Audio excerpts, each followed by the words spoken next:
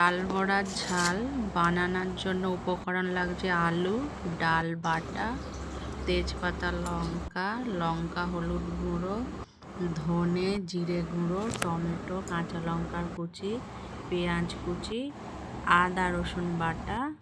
আলুগুলো এইভাবে কেটে আমি একটু সেদ্ধ করে নিলাম।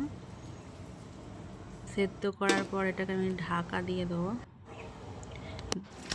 দিয়ে এবার এটা আমি জল ঝেড়ে নিচ্ছি।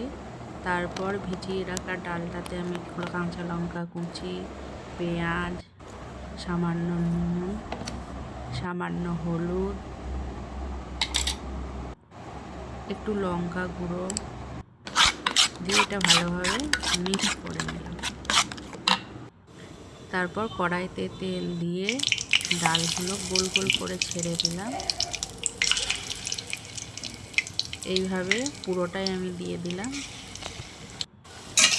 দিয়ে দুই দিকটাই ভালো করে ভেজে নিলাম।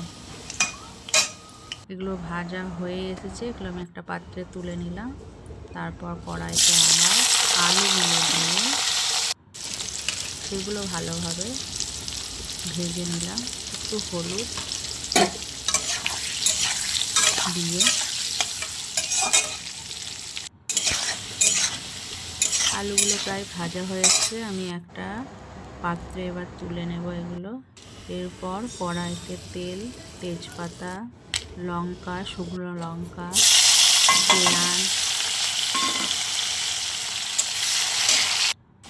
পেঁয়াজগুলো ভালোভাবে ভাজা হয়ে গেলে টমেটো কুচি, তারপর আদা রসুন বাটা একসাথেই আমি দিয়ে দিচ্ছি। এরপর ধনে আর জিরে গুঁড়োটাও দিয়ে দিচ্ছি।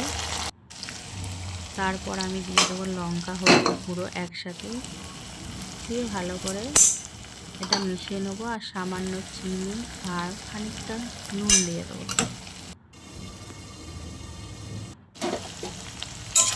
দিয়ে মশলাটা ভালোভাবে কষিয়ে নেব। মশলাটা তেল ছাড়া হয়ে গেলে আমি আলুগুলো ওর মধ্যে দিয়ে ভালোভাবে নাড়বো, যাতে আলুগুলোর মধ্যে মশলাটা ভালোভাবে মিশে যায়।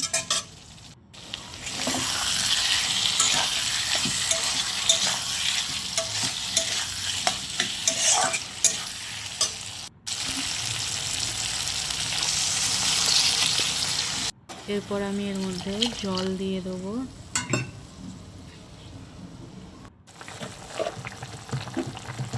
জল দেওয়ার পর এটা ফুটে উঠেছে।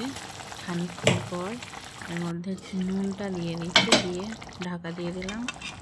আবার কিছুক্ষণ পর আলুটা ভালোভাবে সেদ্ধ হয়ে গেছে নাকি দেখলাম। হ্যাঁ, আলুটা ভালোই সেদ্ধ হয়ে গেছে। এরপর আমি এর মধ্যে ভেজে রাখা ডালের বড়াটা দিয়ে দেবো। দিয়ে 2-3 মিনিট একে ঢাকা দিয়ে রাখবো।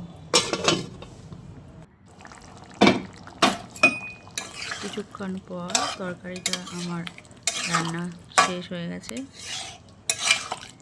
এইভাবে আপনারাও ঘরে বানিয়ে নিতে পারেন ডাল বড়ার ঝাল। আমি একটু জল থাকতে থাকতে এটা নামিয়ে নেব, কারণ পরে এটা কমে যাবে।